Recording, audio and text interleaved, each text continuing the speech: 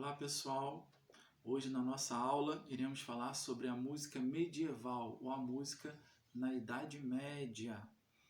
É um período muito longo, são 1000 anos, que vai do século V até o século XV. Então muita coisa aconteceu e nós vamos abordar esse assunto, a música medieval, a partir da textura musical.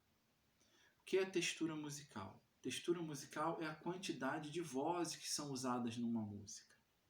Bom, iniciando, o primeiro registro que se tem, tanto de música sacra como música profana, é a textura monofônica. O que é uma textura monofônica?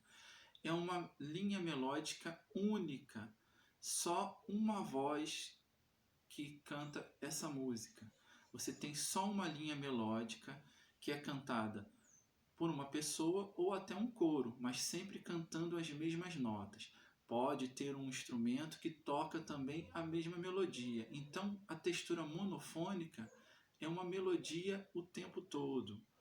E o que a gente tem nas igrejas registrado é o cantochão, que é uma música com uma melodia única, né? Textura monofônica, sem acompanhamento e com um ritmo irregular. O que é isso? Não tinha um ritmo estipulado. As pessoas, quando cantavam, seguiam a acentuação das palavras. Então, a rítmica usada nesse tempo era apenas a acentuação das palavras de cada língua. Bom, o cantochão, que é uma música usada nas igrejas, vou dar um exemplo aqui de como seria uma melodia, né, uma monofonia. E mais um detalhe também, mais um elemento usado nessa composição, dentro das notas musicais, as notas musicais ficariam sempre dentro de uma oitava. O que é isso? Eu tenho as notas musicais. Dó, ré, mi, fá, sol, lá, si, dó. Então, desse dó até chegar a esse dó, a música era toda trabalhada nesse limite, a maioria das músicas. Dentro do limite de oitava, começando no dó primeiro e repetindo lá o dó mais agudo, que seria a oitava nota. Então, a melodia ficaria por aqui.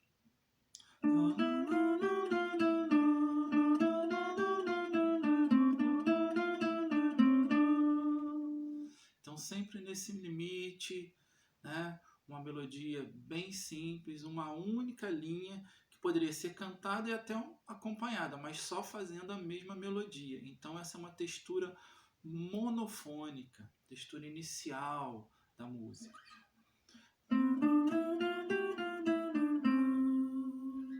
Certo? Seguindo em frente na nossa história da música medieval, lá para o século IX, começou a se usar e combinar sons para duplicar essa voz, então criando uma outra melodia. Quando você tem uma textura que você tem duas ou mais vozes, aí você já tem uma textura polifônica. O que eles fizeram?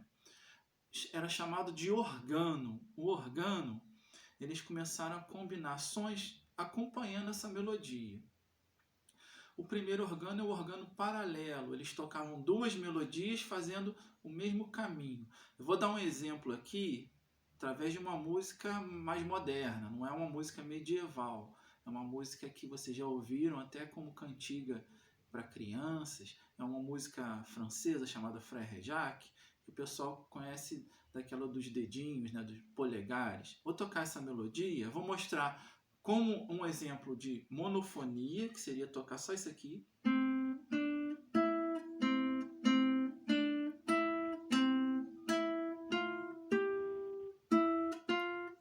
Isso é monofonia.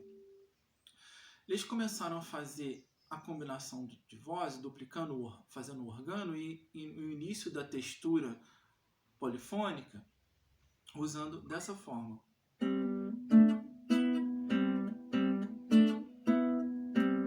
Repara que eu estou tocando duas notas ao mesmo tempo, mas eu já tenho duas melodias, eu já tenho duas vozes, então eu já tenho uma polifonia.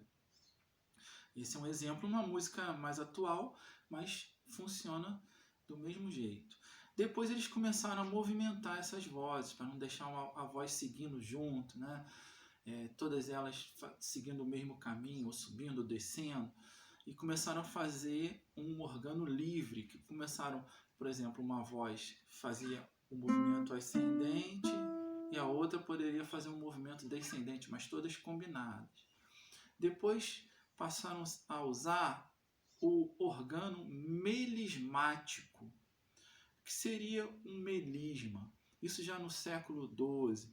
O melisma é quando você tem uma letra e cada nota musical é cantada para uma sílaba. O melisma, você usa várias notas para uma única sílaba. Então começaram a fazer esse ornamento, né? Então como funcionava? Já era uma polifonia também. Você tinha uma voz que seguia, né, fazendo notas mais longas, e a outra voz fazia todo esse enfeite, esse ornamento, fazendo um melisma. Se eu fizer aqui um trechinho como se estivesse tocando na igreja, por exemplo, a palavra amém. Amém, amém. Vou fazer um melisma para esse A. Aí eu ficaria...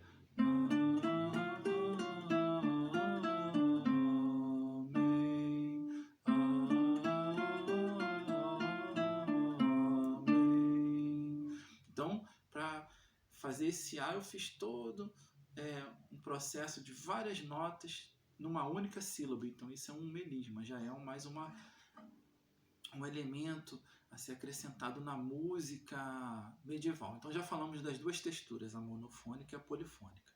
Tem uma textura que a gente usa muito nos dias de hoje, que é a textura homofônica.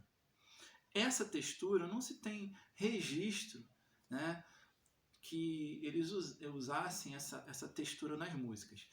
Nós tínhamos na época da música medieval a música mais popular, né, a música profana, que são as canções, e nós tínhamos os trovadores que improvisavam cantando.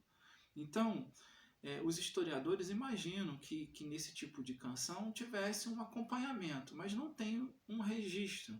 Então, se tivesse um acompanhamento, a pessoa cantando a melodia e um instrumento acompanhando, fazendo um ritmo em uma sequência de acordes acompanhando, nós temos a terceira textura que nós vamos falar, né? Que é a textura homofônica. A textura homofônica é uma melodia acompanhada por uma sequência de acordes feita hoje em dia num piano, num violão, ou naquela época, talvez, né, muito possivelmente, feita com os instrumentos da época, um acompanhamento nas canções dos trovadores.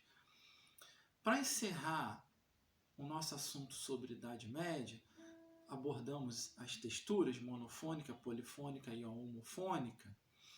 Nós temos também um acontecimento muito importante no século XI, que foi o monge, né, o Guido d'Arezzo. O que ele fez? Ele nomeou as notas musicais. Até então, não se falava dó, ré, mi, fá, sol, lá, si. Ele pegou uma oração a São João Batista e pegou as primeiras sílabas dessa oração e nomeou cada nota. A primeira até era ut, mas como ficava muito difícil de cantar, ele trocou para dó. Até na língua francesa se usa essa sílaba. Bom, então as notas dó, ré, mi, fá, sol, lá, si, que a gente conhece, a partir do século XI, Guido d'Arezzo usou para o hino a São João Batista para nomear essas notas. Na nossa música ocidental, nós cantamos, né?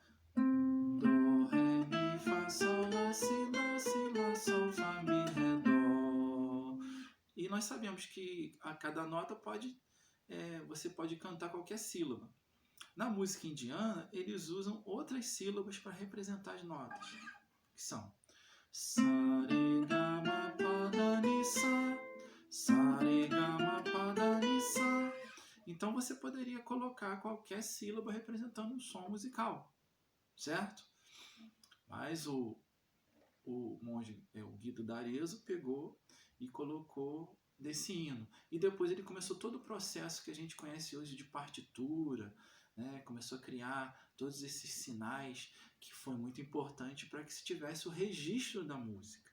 Imagina, naquela época não tinha gravação, né? Hoje eu estou gravando uma aula aqui, já tivemos outros aparelhos menos sofisticados para gravação, mas naquela época não tinha nada. Então foi a partir da escrita, a partir do século XI, que começou a se registrar a música e deixar para que muito tempo depois as pessoas pudessem tocar da forma que o compositor escreveu aquela música. Bom, fizemos uma breve passagem pela música medieval.